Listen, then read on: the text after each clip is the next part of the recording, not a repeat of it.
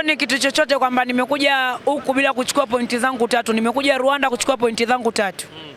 Ukiongea na APR FC wanasema watawafunga kwa juu, iko na wachezaji wakali sana, wanacheza national team, ambayo kwako wewe unasema haje? Mimi naiona ya kawaida sana, kwa sababu naweza nikasema Yanga ni timu kubwa. Yanga ina wachezaji wazuri na mafuadi wazuri, ina viungo wazuri. Kwa hiyo yani sipati shida, hata ninavolala nalala kwa amani kabisa.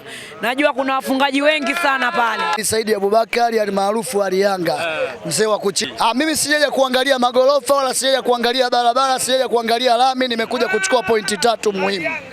Yaani mimi nakwambiaje, kama wenzangu walivyotangulia kuongea kwamba wanapigwa nje ndani, na ndio maana timu yetu sasa hivi wanaita timu Afrika Mashariki, timu ya kisasa, timu yenye pesa, timu yenye akili, timu ya kimataifa, sio wa mchangani.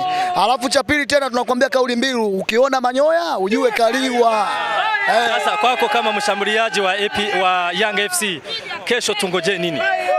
Kesho tu sisi hapa tumekuja kwa zaidi. Sisi kawaida yetu toka Dar es Salaam, sisi tunaitwa wazee wa 2-2. Wazee wa 2-2. Kwa hiyo na uhakika kesho 2 kama kawaida. Safi. Iko safi, watu wako vizuri, wachangamfu, wanapenda wageni. Mpira ni dakika 90, kuna matokeo ya aina 3. Kuna kufungwa, kuna kushinda, kuna kudraw. Kwa hiyo sisi tumejiandaa kwa vyovyote vile, tumekuja kupambana. Nikikuona naona unasema polepole, ni woga, ni mchoko, ni nini? Nadhani ni mchoko, nadhani kesho mtaona vitu vyangu uwanjani. Mimi sina uoga hata siku moja. Kesho tungojee nini kwako? Vitu mtakavyovingojea ni furaha, kushangilia kwa wingi. Nimetoka Tanzania kuja kuisupport timu yangu ya Tanzania. Kwa hiyo lazima nishangilie kwa nguvu. Mtafunga APR FC? Bila shaka. Atakula goli nyingi tu za ukweli. Tuambie kwenye wachezaji mnayo. Wachezaji ukianzia defense, tunayo defense ya ukweli ambayo Tanzania watu wote wanajua, tumefungwa magoli machache, lakini tuna midfield nzuri yenye kulisha forward, tuna forward inayoongoza kwa kufunga magoli mengi. Ukizungumzia beki, tunaye Haji Mwinyi, tunaye Juma Abduli, tuna Kelvin Ondani, tuna Busu. Hiyo ndio full mziki ya nyuma hapo. Ukizungumzia mbele hapo kuna Tambwe, kuna Ngoma, kuna Haruna Donald Ngoma from Zimbabwe. Alafu kuna Haruna Nionzima na wengine wengi, kuna Deus Kaseke, kuna Mnyarwanda. Sema ni fundi.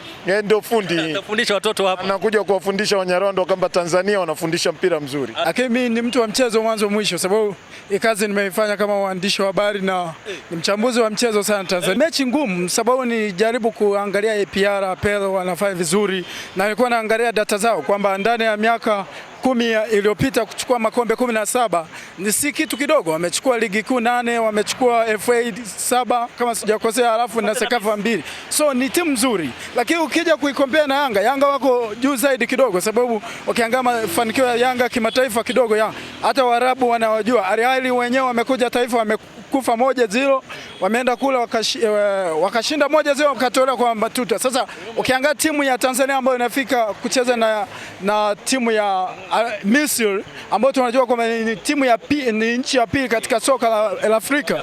It's a good standard actually.